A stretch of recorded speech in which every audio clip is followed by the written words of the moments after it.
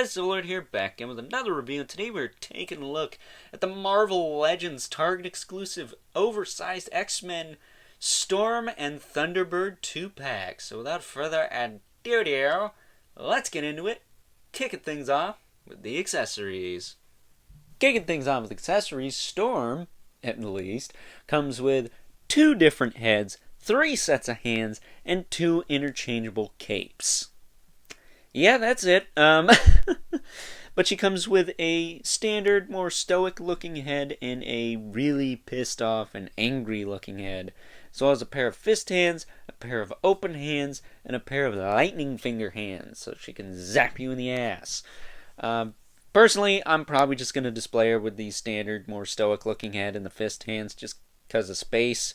But I will say, if you slap her on a flight stand with the angry head and the lightning fingers and the more action-posed cape, looks pretty badass. You'll see that in the URL and the final thoughts, and, well, you saw it in the intro. But she also comes with a standard cape that just lays flat. As for Thunderbird, he comes with, well, Jack und Scheit. So with that being said, time to move on to Articulation. Moving on to the articulation on these two, and if you are at all familiar with Marvel Legends, there's nothing new here, but I'll make it quick and snappy, just so I don't eat up too much of your time. So moving Mr. Thunderbird out of the way here, we're going to focus on Storm first, because she is the new female base body, based on a new female base body that is pinless, 100% pinless. So if you like that, cool. However, I will still say, where are her tits? Where are her tits? She's not 16. They put tits on Rogue. They damn well better put tits on Storm, or anyone for that matter. Especially Black Cat. But I digress. So, articulation on Storm. She's got the standard kind of ball hinge neck, so you can rotate her head all the way around. I can't snap her neck now she's dead because her hair gets in the way, but you could probably do that. It does move up and down a little bit. It's a little hindered because of the hair, but you can move her head down all the way. And then you can hopefully move it back up. That would be embarrassing. But yeah, you get a decent amount of range in there. I will say, though, the cape is going to hinder the head and shoulders as well. So, keep that in mind. Shoulders go out to the side. They would go perfectly straight out, but, again, the cape's going to hinder that. Can't move them forward enough. She can almost punch her own face. There you go. But you can bend her elbow past 90. That's pretty good. You can also rotate it around. Her wrists do swivel and hinge all the same way, so they all go up and down, or in and out, excuse me. And they do just pull out with a simple peg. It's not that hard. Same with the head. It just pops off with the ball peg. The diaphragm joint moves that far forward. Doesn't really move back too far, but don't really need it to. I say it moves far enough. It does rotate as well, pretty smoothly. She does have some tilt going on down there, so that's nice. Her hips can go out to the side pretty far. That's better than most females in the Marvel Legends line, that is. She can kick forward enough, kick back not too much at all because of her badonk-a-donk back there. I will say, that also seems kind of small. She is middle-aged, right? I want to get my facts straight before I make some claims about female anatomy here. She has a thigh cut that works and is misaligned because Marvel Legends. Double joint at the knee. Can't bend it past there.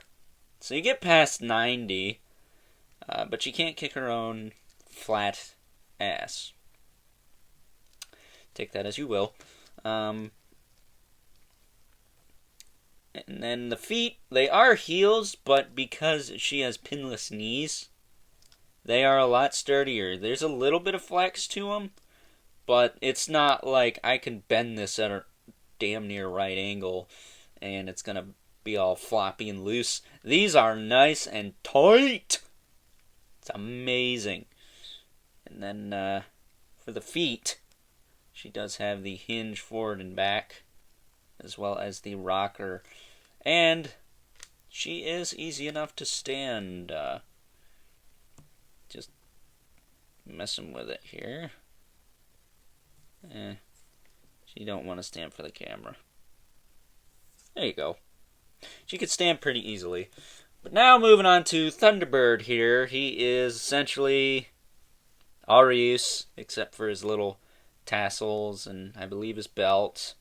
These feel familiar. And then his head, which sits way too high on the neck peg. Way too high. If they seated that a bit lower, he'd look a little better.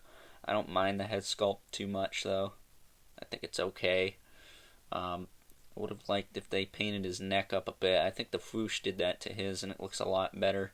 And maybe giving him some fist hands, because I don't believe he uses knives, like his Brewski Warpath. But articulation on this biting, you've seen it a million times, so I'm going to try and make this quick. You can look up, you can look down.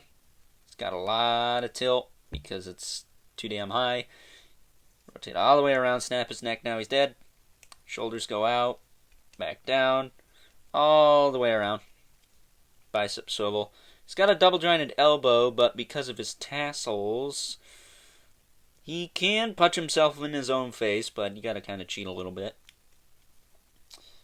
Rotate and hinge the hands. Again, the same as Storm's. They just go in and out, up and down.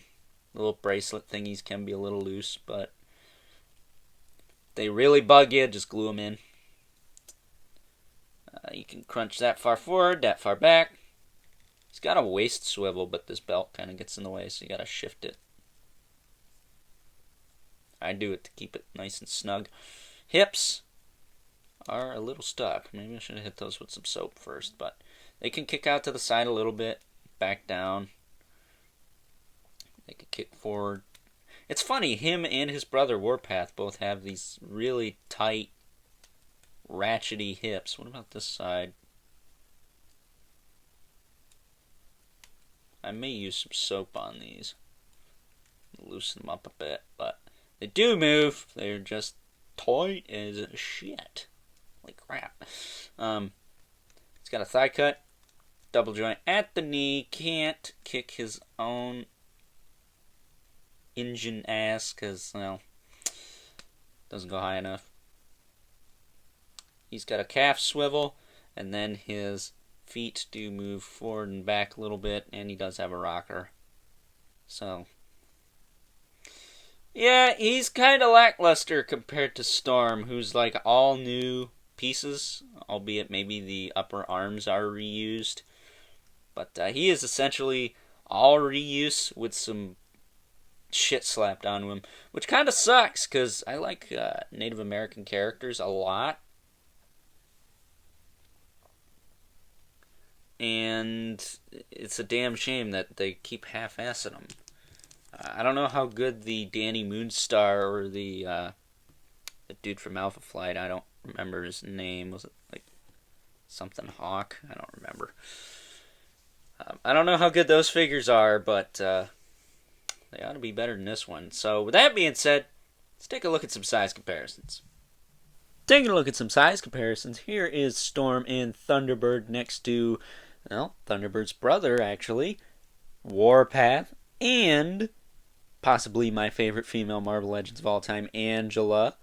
Next up, we have them next to the new Carnage and Venom from the Venom Pool wave, because much like the Azraels from the DC Multiverse, those figures are badass and I love them.